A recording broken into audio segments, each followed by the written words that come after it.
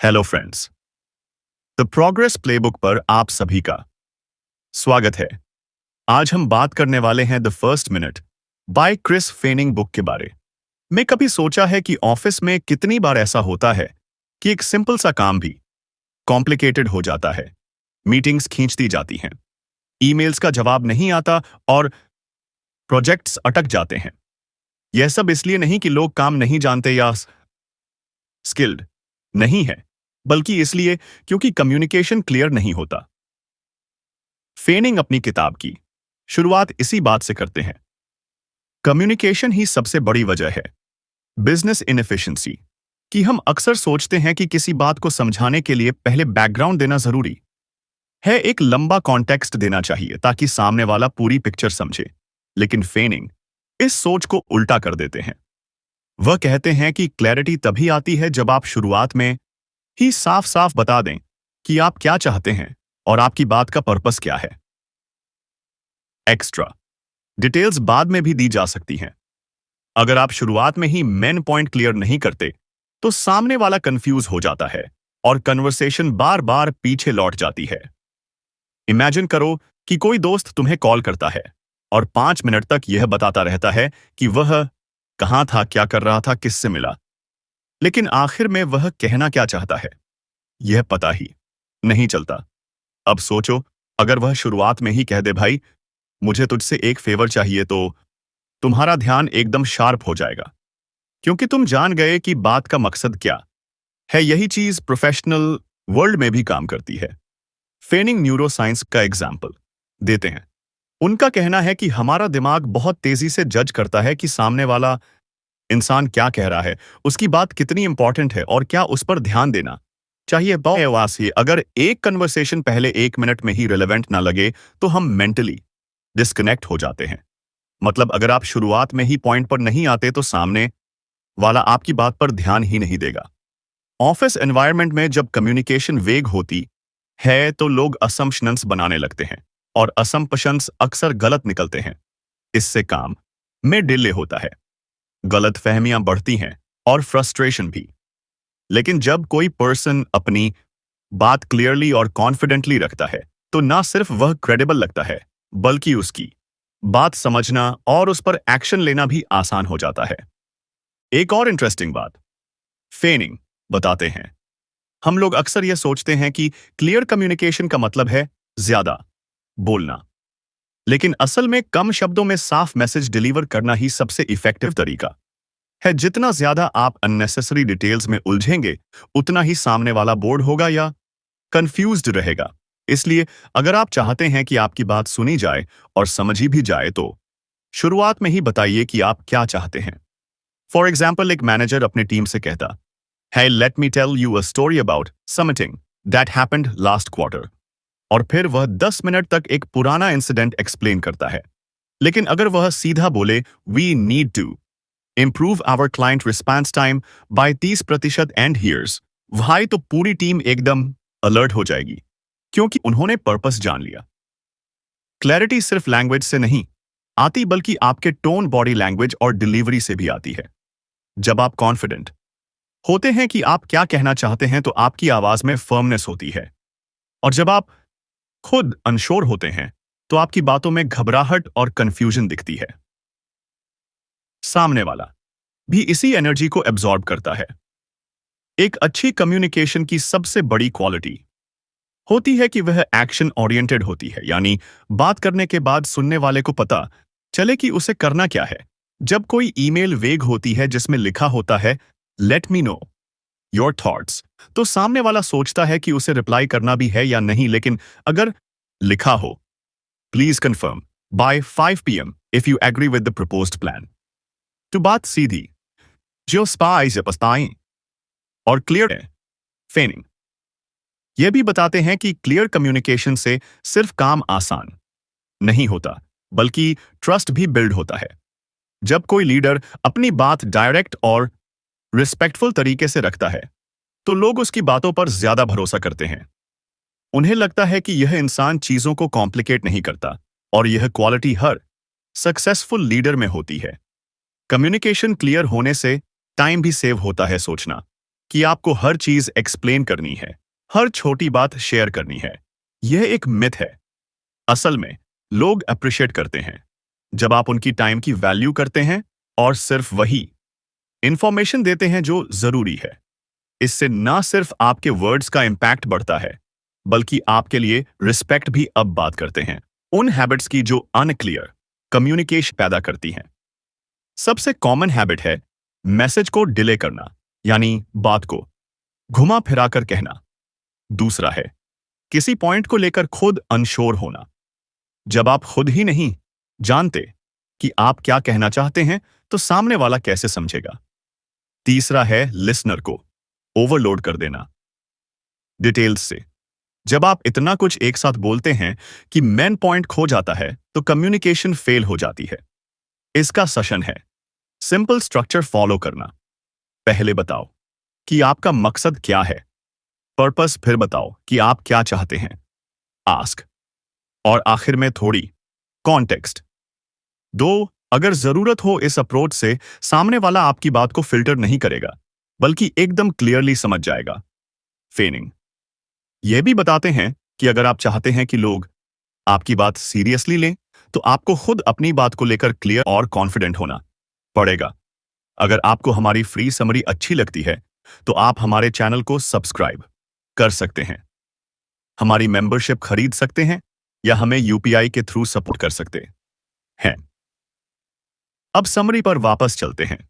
अगर आप हेजिटेशन के साथ बोलेंगे या हर सेंटेंस में may be, kind of, I think जैसे वर्ड्स का यूज करेंगे, तो सामने वाला भी आपकी बात को लाइटली लेगा। इसलिए अपनी बात को स्ट्रैंग और डायरेक्ट तरीके से रखना जरूरी है। एक और माइंडसेट शिफ्ट जो जरूरी है, कम्युनिकेशन का मकसद इंप्रेस करना नहीं, बल्कि इंपैक्ट क्रिएट करना होना चाहिए। जब आप क्लैरिटी के साथ बोलते हैं, तो आप सामने वाले का टाइम रिस्पेक्ट करते हैं और उनको उस मैसेज के साथ छोड़ते हैं जिसे वह एक्शन में बदल सकते हैं। ऑफिस में कम्युनिकेशंस को इफेक्टिव बनाने के लिए यह भी जरूरी है कि आप दूसरों की कम्युनिकेशन स्टाइल को भी समझें। कुछ लोग डायरेक्ट बात पसंद करते हैं, कुछ लोग थोड़ी कॉन्टेक्स्ट में कंफर्ट फील करते हैं, लेकिन किसी भी स्टाइल में शुरुआत में पर्पस और आउटकम बताना एक यूनिवर्सल टेक्निक है जो हमेशा काम करती है। इस पूरे कॉन्सेप्ट को समझने का एक सिंपल तरीका है। सोचो कि कम्युनिकेशन एक मैप की तरह है। अगर मैप में स्टार्टिंग पॉइंट और डेस्टिनेशन ही अनक्लियर है, तो रास्ता कितना भी डिटेल्ड क्यों ना हो, आप पहुंच नहीं पाएंगे। लेकिन अगर स्टार्टिंग पॉइंट और डेस्टिनेशन क्लियर है, तो रास्ता खुद आसान हो जाता है। आखिर में फेनिंग का मैसेज बहुत सिंपल है। क्लियर कम्युनिकेशन कोई लग्जरी नहीं है, यह एक जरूरत है। यह न सिर्फ आपकी प्रोडक्टिविटी बढ़ाता है, बल्कि आपके रिलेशनशिप्स को भी स्ट्रॉन्ग बनाता है। चाहे आप एक जूनियर एम्प्लॉय हो या सीनियर मैनेजर, अगर आप अपनी बात को क्लियरली और कॉन्फिडेंटली रखना सीख गए, तो आप किसी भी फील्ड में आगे बढ़ सकते हैं। कम्युनिकेशन को लेकर ओवरथिंकिंग करना छोड़िए और प्रैक्टिस कीजिए कि अपनी बात कम शब्दों में बिना घुमाए फिराए एकदम साफ साफ कैसे रखनी है। इसी में असली स्मार्टनेस है। मान लो किसी कन्वर्सेशन की शुरुआत सिर्फ 30 से 60 सेकंड में इतनी पावरफुल हो कि सामने वाला तुरंत समझ जाए कि बात क्या है, क्यों हो रही है और उसे करना क्या है। यही है फेनिंग की किताब का मेन फार्मूला, CPQ मेथड, यानी कॉन्टेक्स्ट, पर्पस, क्वेश्चन। ये टेक्निक सिखाती है कि किसी भी बातचीत या मैसेज की शुरुआत कैसे क्लैरिटी के साथ करनी है, ताकि ना टाइम वेस्ट हो और ना कंफ्यूजन पैदा हो। अब हम रोजमर्रा के कामों में देखते हैं कि लोग बात की शुरुआत कहानियों से करते हैं, पुराने अपडेट्स देने लगते हैं, या फिर धीरे धीरे पॉइंट तक पहुंचते हैं। फेनिंग कहता है कि यही सबसे बड़ी गलती है, क्योंकि इस अप्रोच से सामने वाले को समझ ही नहीं आता कि असल में बात किस बारे में है। CPQ मेथड इसे पूरी तरह बदल देता है। सबसे पहले बात करते हैं कॉन्टेक्स्ट की, यानी करंट सिचुएशन क्या है। आपको यह बताना है कि यह बात क्यों हो रही है, बैकग्राउंड क्या है। लेकिन बहुत शॉर्ट में, जैसे मान लीजिए आप अपने मैनेजर से बात कर रहे हैं, तो आप कह सकते हैं, हम पिछले 3 हफ्तों से क्लाइंट के फीचर रोल आउट पर काम कर रहे हैं, बस इतना ही काफी है ताकि सामने वाले को पता चले कि बात किससे जुड़ी है। इसके बाद आता है पर्पस, यानी आप यह बात क्यों कह रहे हैं। कई बार हम बोलते रहते हैं, लेकिन सामने वाले को समझ ही नहीं आता कि हमने यह बात क्यों उठाई। फेनिंग बताते हैं कि शुरुआत में ही क्लियरली बोलिए कि आप इस टॉपिक को अभी क्यों लाए हैं। जैसे आप कह सकते हैं, मैं एक ऐसी प्रॉब्लम डिस्कस करना चाहता हूं जो हमारी टाइमलाइन डिले कर सकती है। अब बात साफ हो गई कि पर्पस क्या है।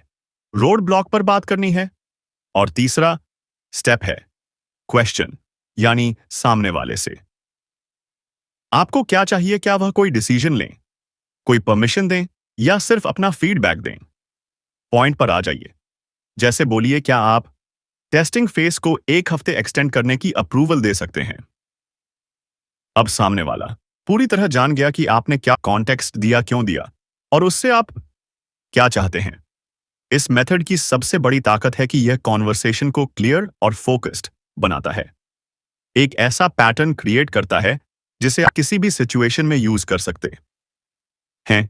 चाहे आप अपने मैनेजर को कोई इशू बताना चाहें, किसी से फीडबैक लेना हो, किसी को अपडेट देना हो, या किसी कॉन्फ्लिक्ट को सॉल्व करना हो। अब सोचिए, जब आप किसी को बिना सीपीक्यू के अप्रोच करते हैं तो कैसे बात फैल जाती है। जैसे एक्चुअली पिछले महीने क्लाइंट ने कुछ नए फीचर्स मांगे थे, फिर हमने उस पर काम शुरू किया, फिर टेस्टिंग शुरू की। लेकिन अब तक सामने वाला बोर्ड हो चुका है और सोच रहा है कि पॉइंट कब आएगा। लेकिन सीपीक्यू मेथड में आप पहले 30 सेकंड में ही सब साफ कर देते हैं और सामने वाला रेडी हो जाता है डिसीजन लेने के लिए।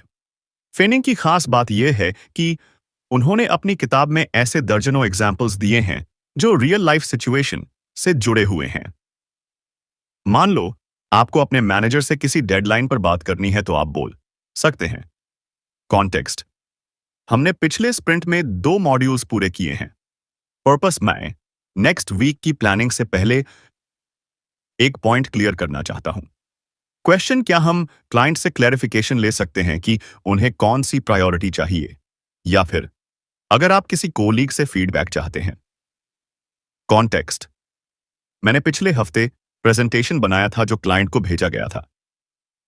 पर्पस, मैं जानना चाहता हूं कि उसमें क्या इंप्रूवमेंट की गुंजाइश है। क्वेश्चन, क्या आप मुझे 5 मिनट दे सकते हैं अपना फीडबैक देने के लिए। जब आप बार बार इस मेथड को यूज करते हैं तो यह आपकी हैबिट बन जाती है। फिर ना तो आप अपनी बात घुमा फिराकर कहते हैं और ना ही सामने वाला कंफ्यूज होता है। बात साफ होती है, शॉर्ट होती है और रिजल्ट ओरिएंटेड होती है। यही तो चाहिए हर प्रोफेशनल सेटिंग में। अब थोड़ा सोचिए, जब हम किसी से बात करने जाते हैं तो हमारा गोल क्या होता है। सिंपल, सामने वाला हमारी बात समझे और उस पर कोई एक्शन ले। लेकिन जब हम वेग बातें करते हैं तो ना समझ आता है, ना कोई एक्शन होता है, और हम फ्रस्ट्रेटेड हो जाते हैं कि कोई हमें सीरियसली नहीं लेता। सीपीक्यू मेथड इस फ्रस्ट्रेशन को खत्म करता है क्योंकि इसमें हर बात का एक स्ट्रक्चर है। बैकग्राउंड, 2 मकसद बताओ, ऑन सवाल पूछो। एक और पावरफुल चीज जो फेनिंग ने बताई वह यह है कि सीपीक्यू सिर्फ ऑफिस में ही नहीं, पर्सनल लाइफ में भी काम आता है। इमेजिन करो, तुम अपने दोस्त से कुछ कहना चाहते हो तो सीधा बोलो, तूने पिछले हफ्ते जो एडवाइस दी थी उस पर मैंने सोचा और अब मैं तुझसे एक और राय लेना चाहता हूं। क्या तुझे लगता है कि मुझे जॉब स्विच कर लेनी चाहिए। अब यह बात क्लियर है, मीनिंगफुल है और समय भी बचाती है। एक और बेनिफिट यह है कि जब आप सीपीक्यू मेथड यूज करते हैं तो लोग आपको ज्यादा रिलायबल और ऑर्गेनाइज्ड समझते हैं। उन्हें लगता है कि यह इंसान अपनी बात को क्लियरली रख सकता है, तो यह डिसीजंस भी स्मार्टली लेता होगा। इससे आपका क्रेडिबिलिटी भी बढ़ता है। अक्सर होता यह है कि हम सोचते हैं कि क्लियर बोलने का मतलब है कि हम रूढ़ लग सकते हैं या लोग हमें बॉस ही समझ लेंगे, लेकिन सीपीक्यू ऐसा नहीं करता। यह मेथड रिस्पेक्टफुल और प्रोफेशनल दोनों है। आप सामने वाले को पूरा सम्मान देते हैं, लेकिन साथ ही अपनी बात असर्टिवली भी रखते हैं। अब थोड़ा प्रैक्टिस की बात करते हैं। शुरुआत में सीपीक्यू ऑकवर्ड लग सकता है क्योंकि हम आदत में नहीं होते। पॉइंट पर आने की। लेकिन जैसे जैसे आप प्रैक्टिस करेंगे, यह नेचुरल फील होने लगेगा। ट्राई कीजिए। ईमेल लिखते समय पहले सोचिए कॉन्टेक्स्ट क्या है, फिर पर्पस क्या है, और आखिर में क्वेश्चन क्या है, और देखिए कैसे आपकी ईमेल्स शॉर्ट और इफेक्टिव बन जाती हैं। फेनिंग की फिलॉसफी सिंपल है। लोगों के पास टाइम कम है, अटेंशन कम है और पेशेंस भी कम है। अगर आप चाहते हैं कि आपकी बात सुनी जाए, तो पहले 30 सेकंड में ही वह सब कहिए जो मैटर करता है। और सीपीक्यू इस काम में आपका सबसे स्ट्रॉन्ग टूल है। अब एक बार फिर सोचिए, अगर आप हर कन्वर्सेशन की शुरुआत इस तरह करें कि सामने वाला 60 सेकंड में ही सब समझ जाए, तो कितने मिसअंडरस्टैंडिंग्स, डिलेज और अननेसेसरी मीटिंग्स से बच सकते हैं। यही पावर है सीपीक्यू मेथड की। यह आपका काम है इस मॉडल को अपनी डेली कम्युनिकेशन में अप्लाई करना, चाहे आप जूनियर हैं, सीनियर हैं या किसी भी रोल में हैं। अगर आप क्लियरली और सो कॉन्फिडेंटली बात रख सकते हैं, तो आप हर जगह एताद गाय से एक स्टेप आगे रहेंगे। काम की दुनिया में कम्युनिकेशन सबसे जरूरी चीज है, लेकिन सबसे ज्यादा मिसअंडरस्टैंडिंग्स भी इसी से होती हैं। फेनिंग की किताब में यह बताया गया है कि लोग बातचीत करते समय कुछ ऐसी आदतें अपनाते हैं जो बात को स्ट्रॉन्ग बनाने के बजाय उसे वीक बना देती हैं। इन गलतियों को वो कॉमन कम्युनिकेशन पिटफॉल्स कहते हैं, यानी ऐसी छोटी छोटी गलतियां जो हमारी बात का असर कम कर देती हैं और सामने वाले को कंफ्यूज या अनइंटरेस्टेड बना देती हैं। अगर हम इनसे बचना सीख जाएं, तो हमारी हर बात ज्यादा इंपैक्टफुल बन सकती है। सबसे पहली गलती जो लोग करते हैं वह है रैम्बलिंग, यानी बात को घुमा फिराकर कहना। कई बार लोग बातचीत की शुरुआत इमोशन या बैकग्राउंड से करते हैं। जैसे, मुझे लगा आपको बताना चाहिए कि जब मैं क्लाइंट कॉल पर था तो मुझे थोड़ी परेशानी हुई, क्योंकि पिछली बार जब हम बात कर रहे थे। अब इसमें ना तो साफ पता चल रहा है कि पॉइंट क्या है और ना ही सामने वाला इंटरेस्ट ले पा रहा है। फेनिंग कहता है कि कन्वर्सेशन की शुरुआत क्लियर और शार्प होनी चाहिए, ना कि इमोशंस और हिस्ट्री से भरी हुई स्टोरी टेलिंग। अपनी जगह सही है, लेकिन पहले 30 से 60 सेकंड में नहीं। उस समय आपको एक्शन के लिए फ्रेम करना होता है, नॉट एंटरटेनमेंट के लिए। दूसरी बड़ी गलती है ओवर एक्सप्लेनिंग, यानी जरूरत से ज्यादा डिटेल्स दे देना, वह भी शुरुआत में। मान लीजिए आप एक टेक्निकल चीज एक्सप्लेन कर रहे हैं और आपने फुल प्रोसेस या बैकग्राउंड डाटा देना शुरू कर दिया, तो सामने वाला बोर्ड हो सकता है या उसे समझ ही नहीं आएगा कि यह बात क्यों की जा रही है। फेनिंग कहते हैं कि किसी भी टेक्निकल डिटेल को तब तक मत दीजिए जब तक आपने ये एस्टैब्लिश ना कर दिया हो कि यह डिटेल रेलेवेंट क्यों है। पहले सामने वाले को बताइए कि इससे उसका क्या लेना देना है, फिर चाहे तो डिटेल में जाइए। तीसरी कॉमन गलती है पैसिव ओपनिंग्स। कई बार हम अपनी बात शुरू करते हैं कुछ ऐसे फ्रेजेस से, I was just wondering if maybe we could, या I thought it might be okay to bring this up. अब ऐसे शब्द आपकी बात को सॉफ्ट बना देते हैं, लेकिन इतने सॉफ्ट कि सामने वाले को लगे ही नहीं कि आप सीरियसली कुछ कह रहे हैं। यह अप्रोच आपकी अथॉरिटी और कॉन्फिडेंस को कमजोर कर देती है। फेनिंग कहते हैं कि जब आप बात करें तो रिस्पेक्टफुली लेकिन असर्टिवली करें। जैसे, अगर आपको कोई डिसीजन चाहिए तो साफ साफ कहिए, मुझे आपकी राय इस प्रस्ताव पर आज देनी होगी, can we discuss it now. इस तरह सामने वाला सीरियसनेस समझता है और एक्शन लेने के लिए तैयार होता है। एक और बड़ी गलती है अस्यूम्ड नॉलेज, यानी यह मान लेना कि सामने वाला पहले से सब जानता है। हम अक्सर यह सोचते हैं कि दूसरे को प्रोजेक्ट का बैकग्राउंड पता होगा, कौन कौन लोग उसमें हैं या क्या क्या इशू चल रहा है, लेकिन हर बार ऐसा नहीं होता। फेनिंग बताते हैं कि अगर आप कॉन्टेक्स्ट स्किप कर देते हैं तो सामने वाला आपकी बात का मतलब ही नहीं समझ पाता और कॉन्वर्सेशन इधर उधर भटकने लगती है। इसलिए जरूरी है कि आप शॉर्ट में क्लियर कॉन्टेक्स्ट दें ताकि लिसनर आपके साथ उसी पेज पर आ सके।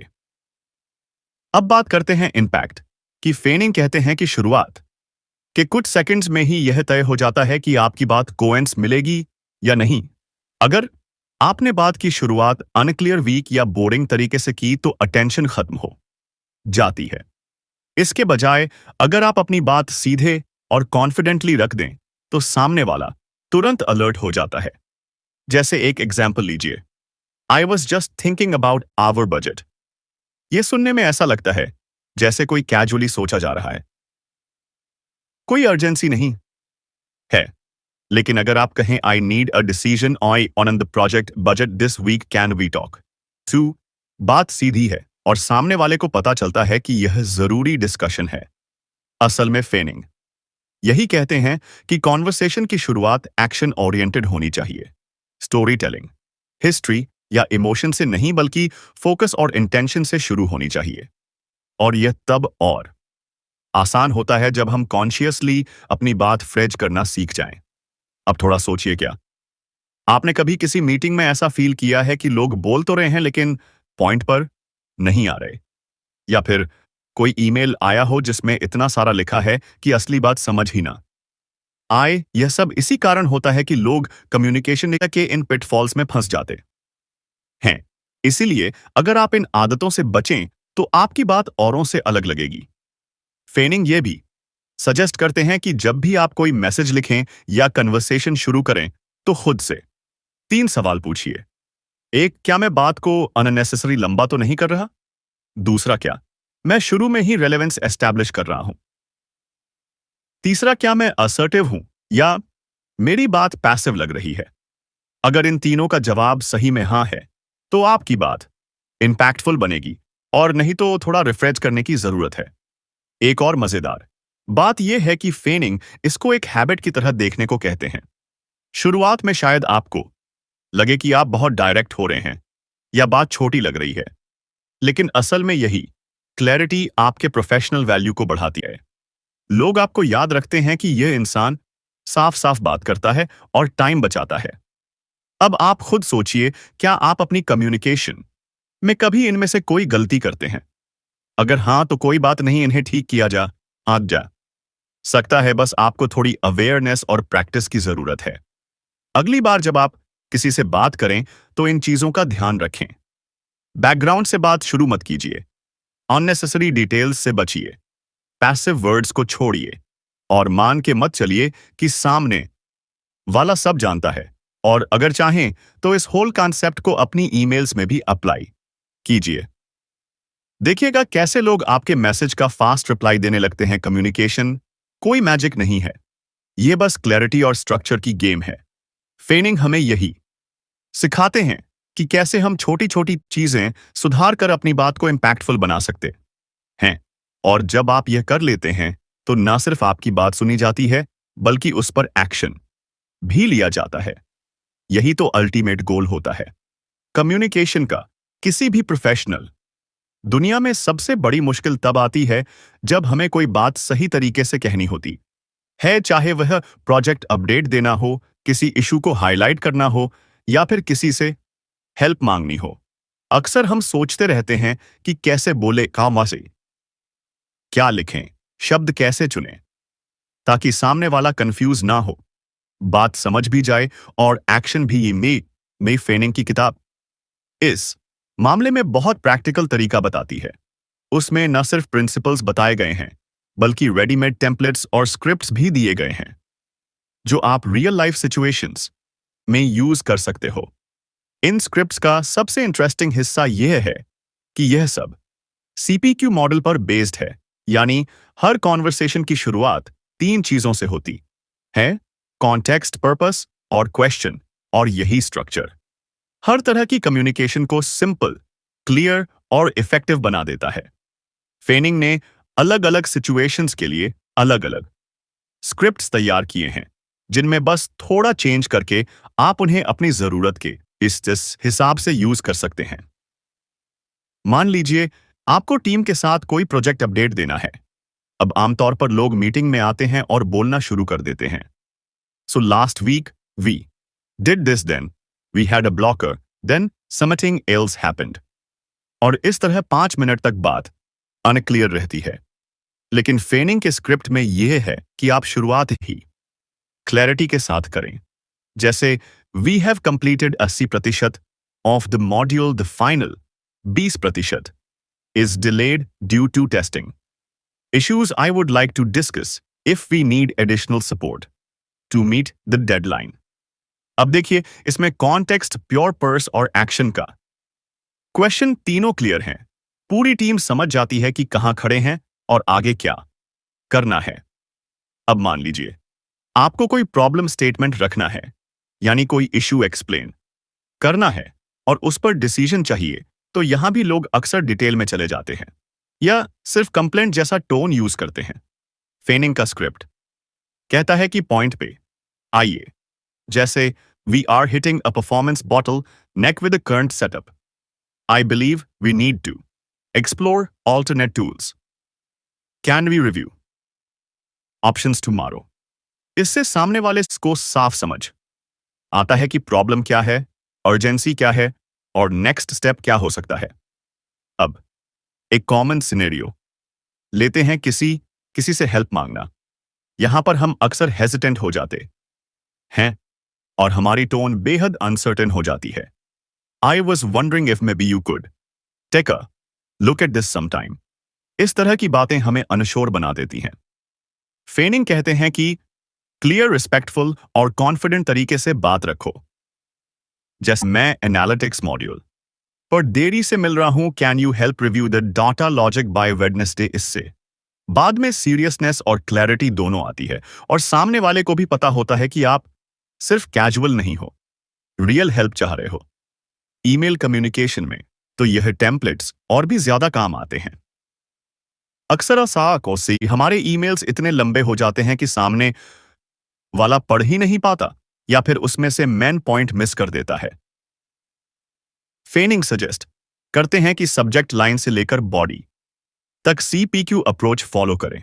जैसे अगर आपको किसी मीटिंग को रीस्केड्यूल करना है तो सब्जेक्ट हो सकता है request to reschedule Thursday's planning meeting और बॉडी में context Thursday's client review has shifted to the same time as our planning session purpose we need to reschedule our internal sync so we are prepared question would Friday 10 बजे काम for you. अब सोचिए, ऐसा email पढ़ने में भी आसान है, समझने में भी और रिप्लाई करने में भी। फेनिंग ये भी कहते हैं कि इन स्क्रिप्ट्स को आप एक बार याद कर लें या कम से कम प्रैक्टिस कर लें, तो धीरे धीरे यह आपके बातचीत के तरीके का हिस्सा बन जाती हैं। जैसे हम कुछ रेडीमेड फ्रेजेस सीख लेते हैं जो हर जगह चल जाते हैं, वैसे ही ये स्क्रिप्ट्स भी प्लग एंड प्ले होती हैं। बस थोड़ा ऑप्ट कीजिए, सामने वाला कौन है और सिचुएशन क्या है, फिर यूज कर लीजिए। इसके अलावा वर्बल और रिटन दोनों में यह फॉर्मेट्स इक्वली यूजफुल हैं। आप चाहे मीटिंग में बोल रहे हो, जीएम पर अपडेट दे रहे हो, ईमेल भेज रहे हो या इवन कोई मैसेज लिख रहे हो, हर जगह CPQ बेस्ड स्क्रिप्ट्स आपको कॉन्फिडेंट और क्लियर कम्युनिकेटर बनाती हैं। मान लीजिए किसी जूनियर टीम मेंबर से फीडबैक चाहिए। अब आप बोलते हैं, so how do you feel about the report. यह थोड़ा वेग है और उन्हें समझ ही नहीं आता कि क्या बताना है। लेकिन अगर आप फेनिंग के स्टाइल में कहें, you work closely on the report for 2 weeks context, I want to know if the structure is working or needs adjustment purpose. Can you share your honest feedback by and after question?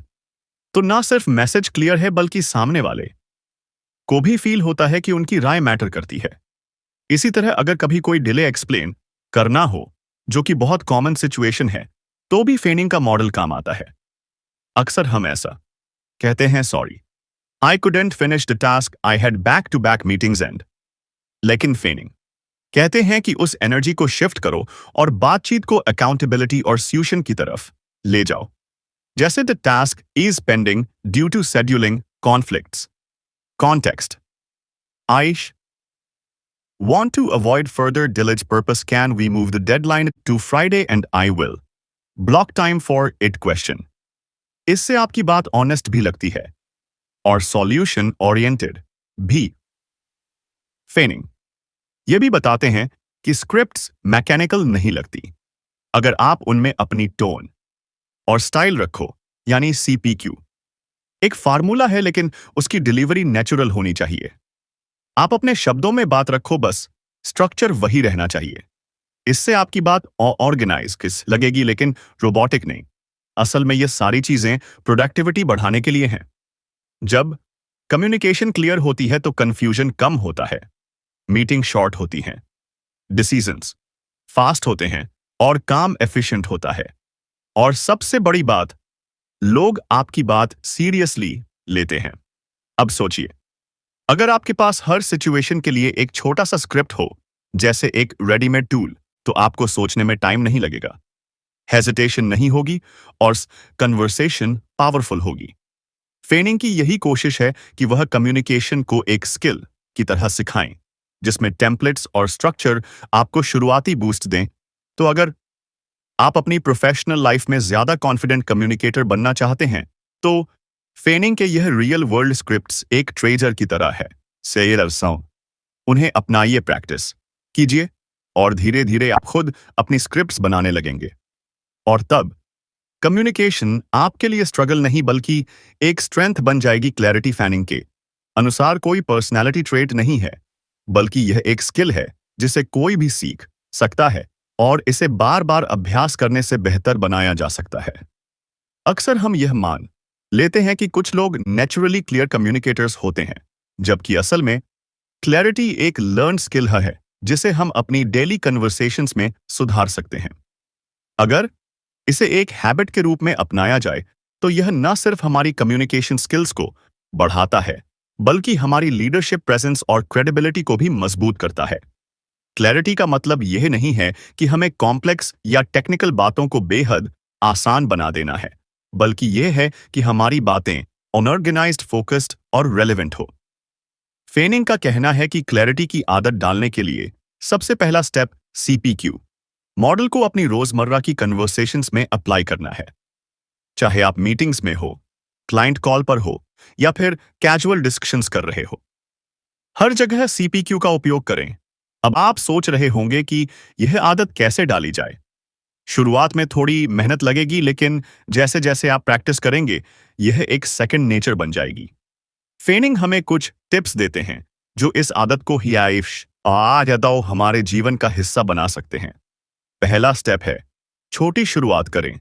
रोजाना एक clear update दें या एक clear email भेजें।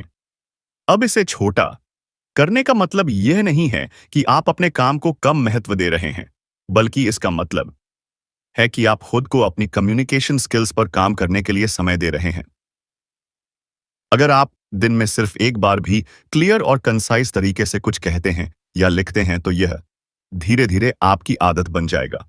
For example, मान लीजिए कि आपको किसी को प्रोजेक्ट स्टेटस अपडेट देना है। अगर आप पहले पूरी कहानी या बैकग्राउंड डिटेल से शुरुआत करते हैं, तो यह थोड़ा ओवरवेल्म करने वाला हो सकता है। लेकिन अगर आप सीपीक्यू के हिसाब से शुरुआत करते हैं, तो आप ऐसा कह सकते हैं, context we have completed 75%, task purpose I want to check if we can get more resources to complete the remaining 25%, on and time question, can you help by assigning and developer. ऐसी छोटी updates अगर आप रोज करते हैं तो आपके message को समझने में किसी को भी मुश्किल नहीं होगी। यही प्रैक्टिस धीरे धीरे क्लैरिटी को आपकी हैबिट बना देती है। दूसरी इंपॉर्टेंट टिप है, मीटिंग्स या कॉल्स से पहले जोर से प्रैक्टिस करें। जब भी आपको किसी इंपॉर्टेंट कन्वर्सेशन या प्रेजेंटेशन से पहले क्लैरिटी दिखानी हो, तो खुद से बात करें। इसे मिरर प्रैक्टिस भी कह सकते हैं। अपनी बातों को रिपीट करें और देखें कि क्या आप अपने मैसेज को सीधे और समझने योग्य तरीके से बता पा रहे हैं। कभी कभी हम अपनी बात को इतने तरीकों से सोचते हैं कि हमें खुद ही नहीं समझ आता कि हम क्या कहने जा रहे हैं। जोर से बोलने से हमें अपने शब्दों पर ध्यान देने का मौका मिलता है और हम अपनी डिलीवरी को बेटर कर सकते हैं। फिर तीसरी टिप है, फीडबैक लें। किसी भी हैबिट को सुधारने के लिए फीडबैक बहुत जरूरी होता है। अपने पीयर्स से या कोलीग से पूछें कि आपके मैसेज में क्लैरिटी थी या नहीं। अगर वह आपको बताएंगे कि आपने जो कहा था वह समझ में आया या नहीं, तो आप जान पाएंगे कि आपको किस एरिया में और इंप्रूवमेंट की जरूरत है। यह फीडबैक आपको और बेहतर बना सकता है और क्लैरिटी की आदत को आपकी डेली कम्युनिकेशन का हिस्सा बना सकता है। यह ध्यान रखना जरूरी है कि क्लैरिटी सिर्फ कम्युनिकेशन से तक सीमित नहीं है। जब आप अपनी बातचीत में क्लैरिटी दिखाते हैं, तो यह आरटी और आपके ओवरऑल लीडरशिप स्टाइल को भी प्रभावित करता है। लोग आपकी बातों को समझते हैं, आपकी क्रेडिबिलिटी बढ़ती है और आपकी डिसीजन मेकिंग एबिलिटी पर भी लोग विश्वास करते हैं। जब आप क्लियर रहते हैं, तो आपके आसपास के लोग भी क्लियर रहते हैं और फिर टीम के अंदर ट्रांसपेरेंसी और एफिशिएंसी बढ़ती है। जैसे जैसे आप सीपीक्यू मॉडल को अपनी कम्युनिकेशन का हिस्सा बनाते जाते हैं, यह धीरे धीरे ऑटोमेटिक हो जाता है।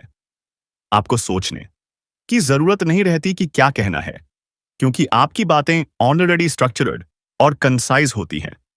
यह सिर्फ आपके मैसेज को ही नहीं बल्कि आपके प्रोफेशनल इमेज को भी एनहांस करता है। फेनिंग कहते हैं कि अगर हम चाहते हैं कि क्लैरिटी हमारे काम का हिस्सा बन जाए, तो हमें इसे हैबिट में बदलना होगा। हम रोजमर्रा की बातचीत से शुरू करें, प्रैक्टिस करें और हर बार अपने मैसेज को बेहतर बनाने की कोशिश करें। क्लैरिटी कोई रॉकेट साइंस नहीं है, बस एक सिंपल प्रैक्टिस है जिसे हम ध्यान से और नियमित रूप से करते रहें। किसी भी स्किल की तरह क्लैरिटी भी एक ऐसी चीज है जो समय के साथ सुधरती है।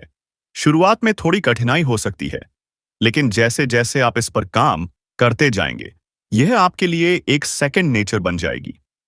किसी भी कन्वर्सेशन में, चाहे वह ईमेल्स हो, मीटिंग्स हो या फोन कॉल्स, क्लैरिटी आपके मैसेज को पावरफुल बनाएगी। और सबसे बड़ी बात यह है कि जब लोग आपकी बातों को समझने में देर नहीं करते, तो आपके साथ काम करने का एक्सपीरियंस भी बेहतर होता है। अंत में यह कह सकते हैं कि क्लैरिटी एक ऐसी स्किल है जो न सिर्फ आपकी कम्युनिकेशन को बेहतर बनाती है, बल्कि आपकी लीडरशिप क्वालिटी को भी नया रूप देती है। अगर आप चाहते हैं कि आपकी बातें असरदार हो, तो यह आदत दिन ब दिन और मजबूत होती जाएगी। बस याद रखें, क्लैरिटी एक जर्नी है। प्रैक्टिस करते रहिए और धीरे धीरे आप इसमें मास्टर बन जाएंगे। तो फ्रेंड्स, यह थी हमारी आज की बुक समरी। आपको कैसी लगी कमेंट करके जरूर बताएं और धन्यवाद आपका समरी एंड तक सुनने के